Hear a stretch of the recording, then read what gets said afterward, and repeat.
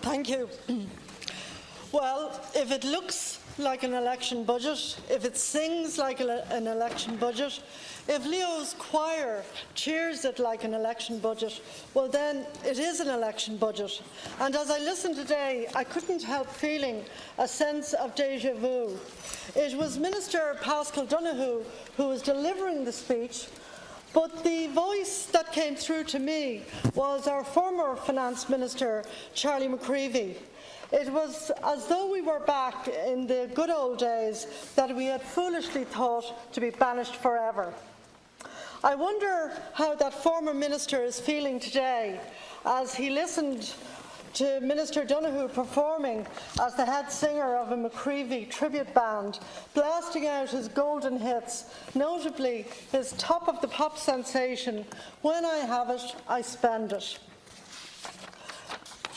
Budget prudence goes out the window when there's an election in the air. Make no mistakes, the echo of the crash a decade ago can be felt today, and it seems that the current crop of ministers are determined to pretend that it could not happen again on their watch, while all around us there are unmistakable signs of future turbulence. Not least the near certainty that the days of minuscule interest rates are slowly coming to an end, alongside the uncertainties of Brexit. I wonder, do the Minister and the Taoiseach ever even glance over the grim document from late 2010 when the Troika arrived to impose its dire programme? The original outline budget sketched out then contained quite vicious interest rates that could have involved many billions of interest payments on the Troika loans. Fortunately, the last government did manage to secure substantial reductions in interest by recycling the really expensive loans from the crash period. And that enabled us to have an early exit from the Troika's grip and an independent capacity to raise funds at remarkably low rates due to a change of European bank policy. But these rates are temporary, they're not guaranteed, and it would be illusionary to think that the annual interest burden, already very high, will remain stable. Everything in this budget is built on that illusion that the cost of servicing debt will remain stable when all of the evidence points to the opposite. Surely the primary lessons of the events a decade ago should be to avoid the pretense that sudden windfalls of tax revenue can provide the basis for spending commitments that last far beyond the lifespan of the goose that lays golden eggs for a short period. So it was a decade ago when low interest rates lured a delusional government, just newly and freshly in the euro, to build property tax shelters into the income tax code, with catastrophic results of boom and inevitable bust. What a price we had to pay for those delusions. Lost jobs, lost dreams, lost lives, a lost decade. Yet it seems that those hard-earned lessons are to be casually ignored for no other reason than to gain political popularity. To me, this is a kind of a Krispy Kreme budget. It tastes delicious to the Fine Gaelers here and their followers in the Independents. It's sure to go down very easily, but it's very heavy on the sugar, and there's very little of real substance even after you've forked out. No nutritional value. So it really leaves a very flat taste in the mouth.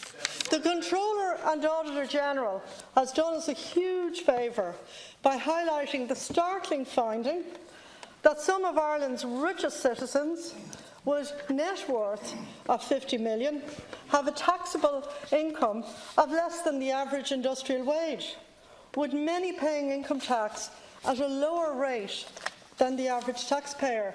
Now, this is not news to the people down in the banks. It's not news to the Minister. He's one of the people who promotes this. But to be honest, it does actually amaze ordinary people, the deep unfairness of it. I wasn't surprised by the report.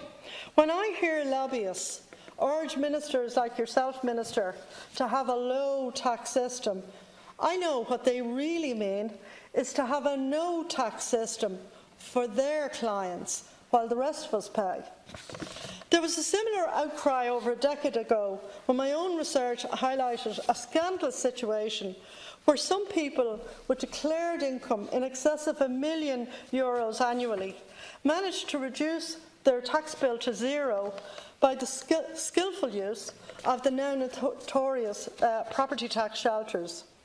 It was impossible for then Minister Brian Cowan to allow this to continue, so reforms were introduced to limit the use of such shelters so that everyone paid a minimum effective income tax, no matter how many reliefs were available to them. That reform paid dividends then and still produces excellent results according to recent revenue reports. I suggest that the notion of minimum effective taxes has still a lot to offer, even in the cases of so-called high net worth people who declare remarkably low incomes. We know the old saying, justice must be done and to be seen to be done. The same has to be true in the tax code. Tax justice must be done. Tax justice must be seen to be done. The doctrine of minimum effective rates of tax is a valuable tool to achieve that end. So too with corporation tax. Again, the CNAG has come up with valuable data on how different companies, foreign and domestic, approach taxation, with some effectively paying a zero rate, while others, in fairness, pay close to the headline 12.5% rate. This special corporate tax rate has proven to be a valuable instrument to attract foreign investment, but it should not become a sacred cow in policy making. Some companies systematically use various mechanisms to reduce their exposure to the barest minimum, even to zero. Banks at the moment, and we all know how tough banks are on people who owe them money, whether that's an ordinary household or whether that's a business or a business person struggling to survive. You know, when they have their claws into you, they don't relax or let go easily.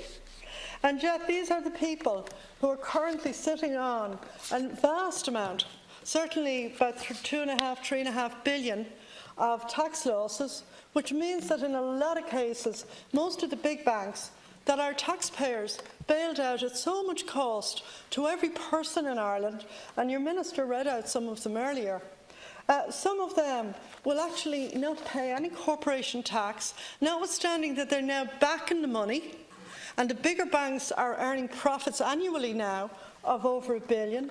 What will happen there is that basically it could take 10 or 12 years before they'll pay a cent in corporation tax. And I think that is just not wrong in terms of the business case, but really it's morally wrong that you allow people to be non-contributors to their own society and their own economy. You know, a lot of people who work on bank desks in banking houses, they're actually paying more tax than the bank itself pays in corporate profits. We can still retain a competitive edge in the market for foreign direct investment while insisting that companies here pay a minimum effective tax rate of at least, say, between 6 and 8%. That would offer stability in the assessment of future tax yields and flows, rather than the current system of windfalls, some years like this year, but financial droughts in other years. The Minister will boast of the extra personal allowances that raise the threshold for the higher tax rate. But as I think we all know here, they're really very, very modest. If you look at the tables at the back of the budget, the increases, even to people on higher incomes, they really range from about 1% to less than 3%. So, like, we're talking about small money, if we're honest about it. But that will be welcome to those on low and middle incomes. But the Minister knows as well as I do that wage and salary increases will eat away at the benefit very quickly through a fairly notorious fiscal drag in this particular case.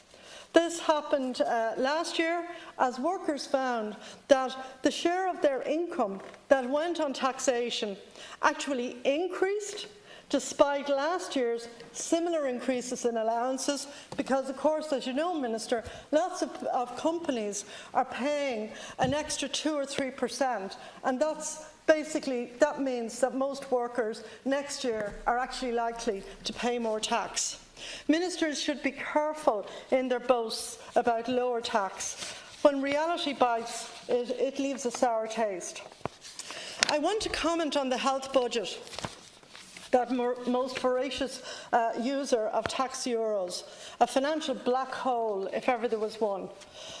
I have to confess, I gasped with amazement when Minister Donoghue casually revealed last week that he had a windfall of €1 billion. I saw some people called it, the €1 billion that had fallen down the back of the sofa somewhere in the Department of Finance, and hey presto, just on the weekend of the budget, it was found. So I suppose, bless whoever actually came and said, Minister, I found this. Now, it's only $1 billion, but it's just going to make things so much easier. The proposal that it's going to cover the health overspend in 2018, I think, be honest, you must be just as, to be honest, shocked as almost everybody else in the country is. The Minister for Health himself is fond of his Instagram and Twitter accounts. Please make it stop was one of his gems. Well, now this is exactly what taxpayers want when they observe the annual weary announcements of health overspends, which have become a truly farcical feature of Fine Gael's tenure in that department. It's going on now for about 7.5 years. How did the Taoiseach allow this to happen again, though he himself was as much the culprit during his own dismal occupancy of Hawkins House? How do other ministers tolerate it as they face tight restrictions while health gets a free pass? I recall one year when I had nursed the Social Insurance Fund back from a $2 billion deficit to solvency. It appeared that October that the government would have the funds to restore things like some valuable dental and optical benefits to PRSI contributors. But health was in crisis and needed every cent from social protection and from others too to avoid a total services meltdown, and all my carefully laid plans bit the dust. This farce has been repeated year after year of Fine Gael's stewardship of the health department. In just 4 years, the cumulative health overspends amounts to an eye-watering $2 billion plus. In fact, I think the Minister today himself maybe has the most accurate figures. He said $2.5 billion of an overspend. In 2015, under a certain Minister Varadkar, remember him, it was 600 million, and subsequent years were not much better. One could forgive if there was a tangible benefit to be observed in better health outcomes, more operations, less trolleys, expanded health promotion. But not a bit of it. Sláintecare is a joint project of all sides of this House. How can it proceed if financial projections in health can't even be accurate for months, let alone years? The danger here is that a culture of indifference to financial controls sets in and managers shrug because no one, least of all the responsible minister, is held to account. If a minister cannot do the job and deliver targets, he or she really should be shown the door, and that goes for the current incumbent too, no matter how many admirers he has on Instagram. While today's debate is focused on the specific measures being announced by the Minister today, They actually only involve a rather small, even tiny percentage of the total income and expenditure of the state for 2019. The full picture is about 70 billion or more, and you only get a true view of public spending priorities by digging deep into aspects of the budget that get no attention at all in the Minister's speech. One feature of policy that ought to command attention is the continuing challenge of climate change, because there can be no doubt now that this is a fundamental matter that will affect every aspect of economic and social life for decades to come. You wouldn't believe that from all the attention this gets today from the Minister. He has cravenly given in to the vested interests that object to carbon taxes. He's really betrayed the young and future generations of this country who will have to inherit this. And it's an awful legacy to leave to them. This is really just spinelessness. Irish households create astonishing amounts of carbon emissions, way higher than most other European households. Why? Because our houses, older houses, they're badly insulated. We don't have that much public transport. We all probably overuse our cars. I mean, there's a whole way of life in which, by using, if you like, the mechanism of the budget, you can nudge people in the right direction so that we all benefit from changes we need to make to lifestyles. Carbon taxes, they really are a form of nudge incentive, well-established means of coaxing a change in behaviour and attitudes. The plastic bag levy, I think we're all familiar with it and proud of it actually. That worked and was widely imitated. We should know what minister, who was the minister who kiboshed the well-flagged idea that carbon taxes would be a key ingredient in the campaign to reduce domestic emissions. Name them, shame them, whoever it is, him or her, because any procrastination will cost this state a pretty penny in years to come. Please don't tell me that it was for this, that it was for Minister Shane Ross, that the young people of Ireland have had their future seriously damaged by the failure to address the carbon issue. June 2018 was the driest month in the Phoenix Park for well over 100 years. We've just experienced a remarkable and memorable summer following an eventful winter of storms and snow. Long-established records have been broken in a very short period of time, and inevitably this gives rise to difficult questions about our level of preparation for the kind of tumultuous climate change that's been predicted by scientists for many years. The plain truth is that Ireland has been way behind the curve in recognising weather and climate challenges. Even the Taoiseach has candidly admitted that our country is, by international standards, a laggard when it comes to meeting agreed targets to reduce the kind of emissions that contribute to extreme weather events. Future budgets will have to set aside many hundreds of millions to pay inevitable fines for non-compliance.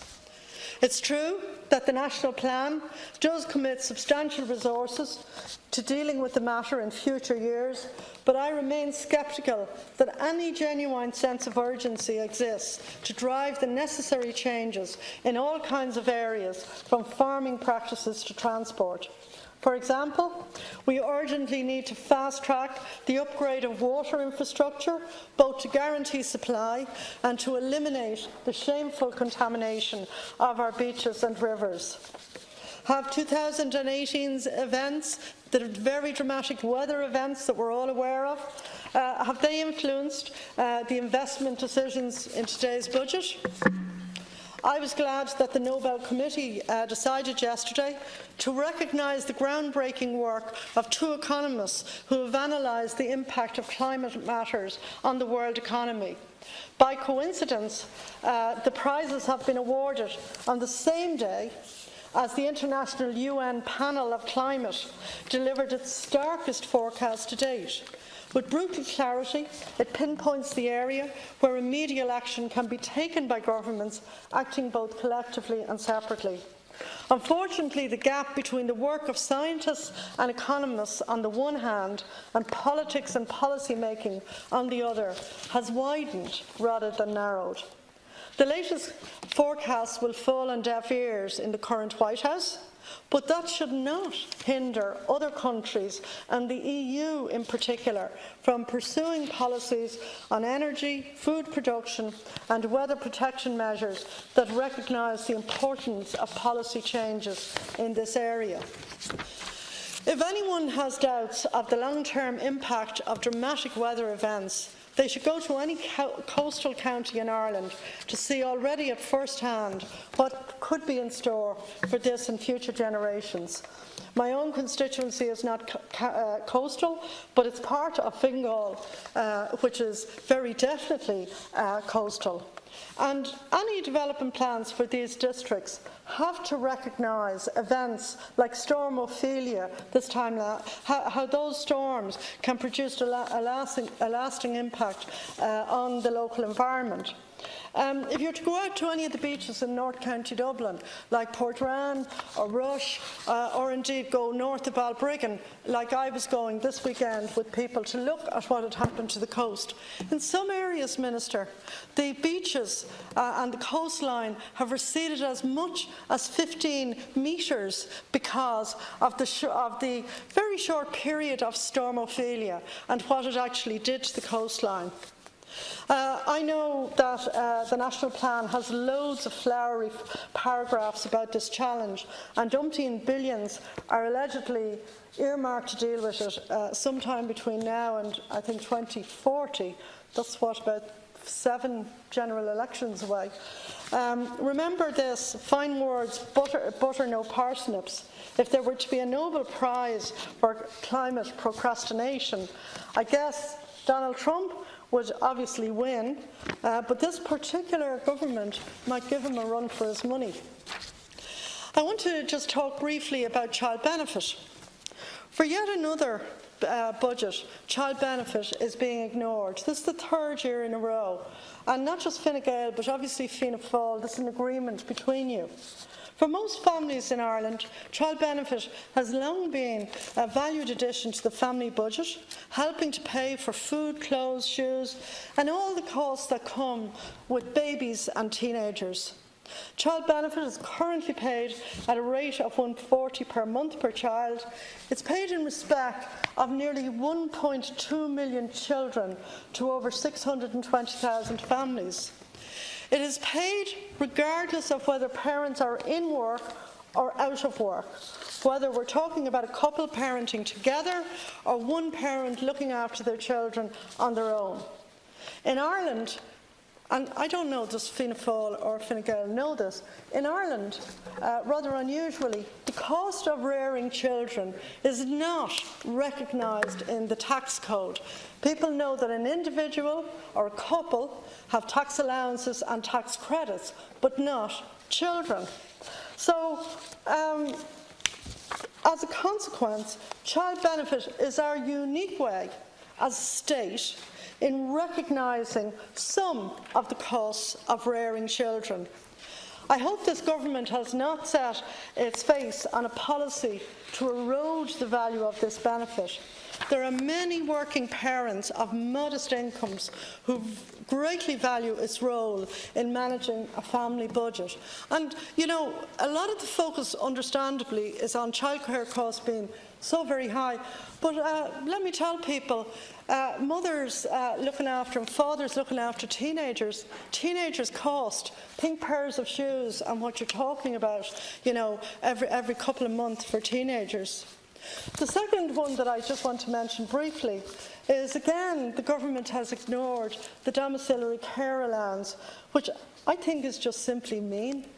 This is paid to families who qualify, who are paid a monthly stipend in respect of a child who has an intellectual or a physical or a behavioural disability.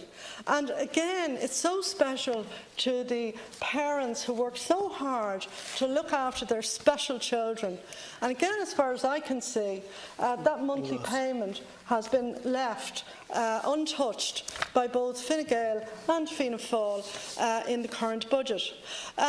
Last year, and I just want to make this point to the Minister, last year, there have been an awful lot of problems with school transport and changes in school transport, including for children with special needs. And more importantly, we have a lot of children, for instance, on the autism spectrum, who are making long journeys in buses for a couple of hours a day at times in Dublin, going from, say, Blanchardstown to Artane and back again, or vice versa. And you know, what is so difficult to understand is why this particular budget is not being developed in a serious way in terms of investing in capital infrastructure.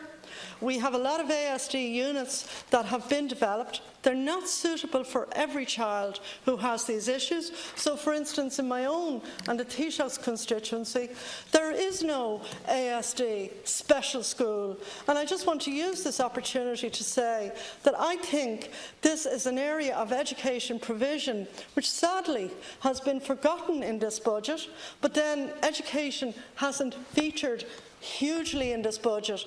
I think even the Minister would agree that the amount that's gone into increased capitation will barely take the pressure off some of the schools. 5%, that's what's in the budget book. That's modest, you know, modest because remember, schools are at the pin of their collar to meet the running costs of the schools. And if it's an older school building, say an old parish school, it's very likely that it's not massively well insulated against heat loss, so it's very likely that heating costs in schools like that are very expensive. I want to mention as well the living wage, and to just look, as it were, under the bonnet and see some features of the economy that can often be hidden from view but have a significant impact on the lives of people. We talk here a lot about taxes. I think we need to talk just as much about wages. Recently, we've thankfully witnessed many consecutive months of net jobs growth, an exceptionally long such streak of reduced unemployment. That in itself is undoubtedly good news and is a vindication of the relentless focus on jobs that my party pursued in government. The growth has brought the official unemployment rate down month by month, and labour force participation, which counts the number of people working or actively seeking work, is also ticking upward. That indicates that people who may have given up on finding a job are starting to return to the workforce. But despite the sustained job growth, there remains a deep dissatisfaction that the recovery has not been adequate to meaningfully boost the fortunes of ordinary families. One reason for such deep public scepticism is that wages have yet to grow substantially in line with the growth in jobs and indeed in line with growing productivity. So people are deeply disappointed with the sluggish wage growth, because their expectations have risen after years of consistent job growth. Now in the 4th or 5th year into the official recovery, working people are justifiably less patient, and no minuscule tinkering with tax rates will alter that until the long-standing stagnation of wage rates is tackled. It seems that we've gone a long way to deal with the job quantity issue, but we have lagged too far behind on the job quality issue. The gender pay gap has finally and belatedly come to the fore. It needs a sustained sector-by-sector effort to close off this running sore. In more general terms, we should recognise that workers are fully entitled to obtain a greater share of the fruits of quite dramatic levels of economic growth.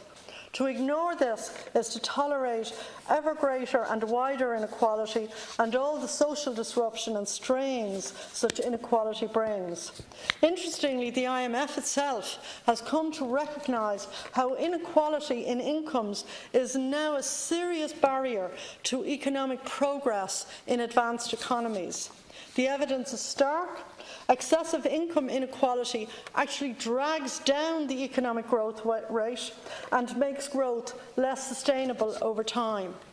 We need to take this evidence on board and recognise its profound significance for wage policies and tax policies. I want to make the additional point that a sustainable wage boost can encourage workers to make better provision for their pension pots. I'm a strong advocate of auto-enrolment in private pension schemes, but that can be realistic only when workers have the capacity through better wages to save adequately for pensions, and only when governments like our own are actually prepared to match that, as employers should be as well. There are now annual reviews of the minimum wage, but I really feel this is inadequate. Welcome and all, as today's announcement may be, it's a very, very small increase in the minimum wage. I really think it's the living wage that should be the focus of all policy making. It's a well-researched concept based on firm evidence, and it properly incorporates all the elements that enable an acceptable standard of living. It would be one way of certainly dealing with the crisis in the spiralling cost of rents, and would allow people to feel some, if you like, measure of safety that everything they're earning, particularly younger people, is not going to be entirely gobbled up by massively increasing rents. I also want to talk briefly to the budget allocation for international development aid. The Taoiseach has been eloquent on his travels about Ireland's global footprint. It's a worthy ambition, it's wide support, as does the decision to campaign aggressively to secure a UN Council seat for Ireland.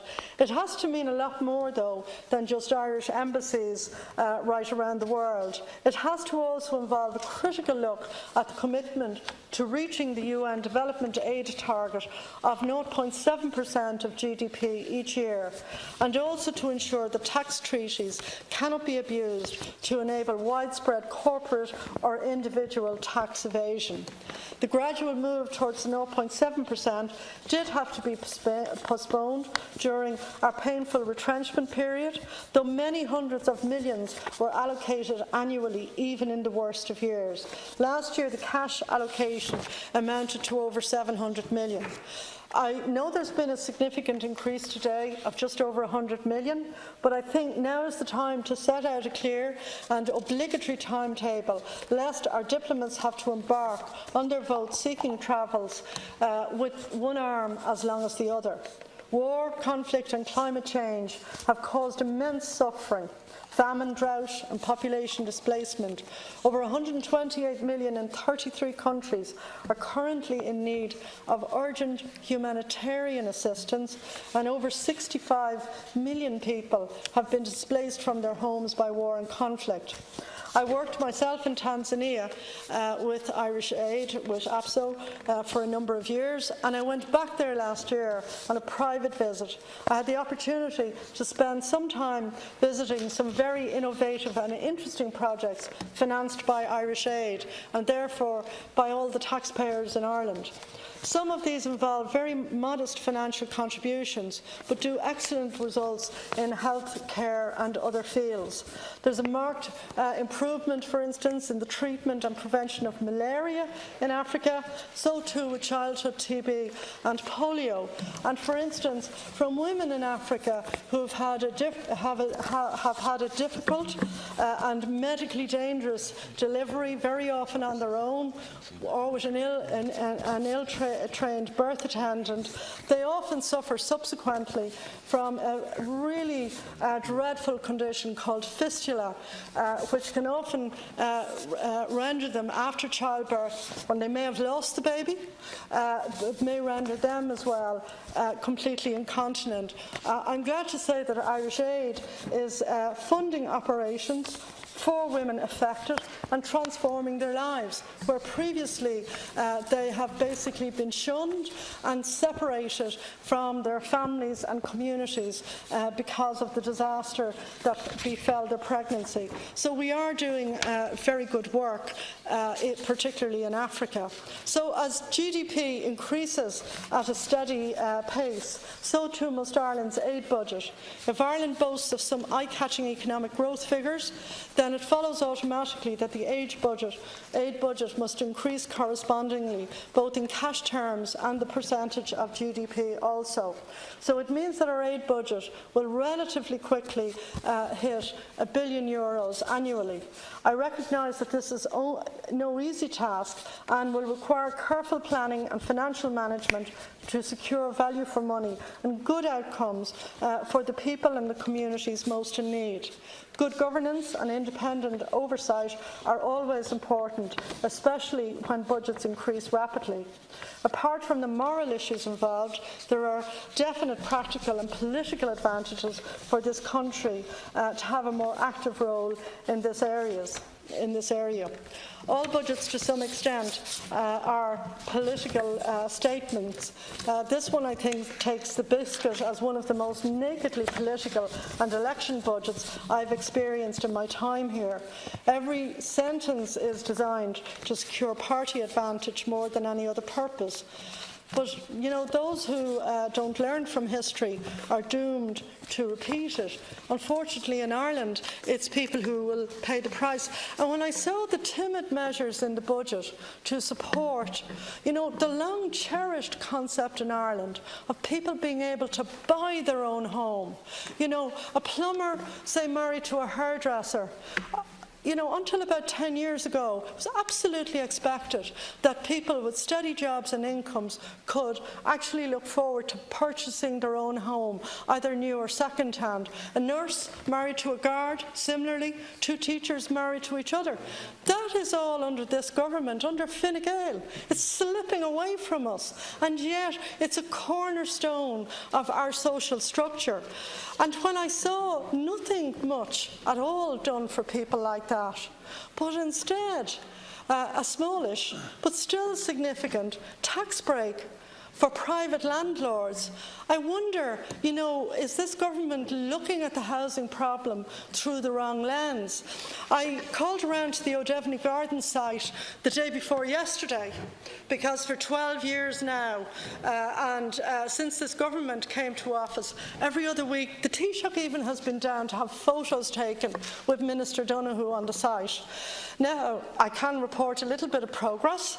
The last 2 long balconies of apartments, one of them was actually now substantially knocked down, and the second is clearly on the way. And around the site there were bits and pieces of evidence of builders working. That is obviously some progress, but I have to say, as with Dominic Street, if you go up Dominic Street now and you have a look at the flats on your left as you're going up, the council is boarding up more and more of them. But the big site on the far side of the road, just beside the ILAC Centre, that's still empty. It just has tumbleweed growing on it. Further up, more and more apartments are being boarded up currently by Dublin City Council. And all I can suggest is that the ministers who've been allocated the responsibility for housing, they really need to actually take a walk around the city, look at the dereliction in places like the North Inner City, the big gaps like missing teeth in the framework of streets, and actually say, can we not give the people in the council a ring and say, like, together we will actually get the houses that have been built on so many sites that are now lying idle for more than 12 years. Have a drink.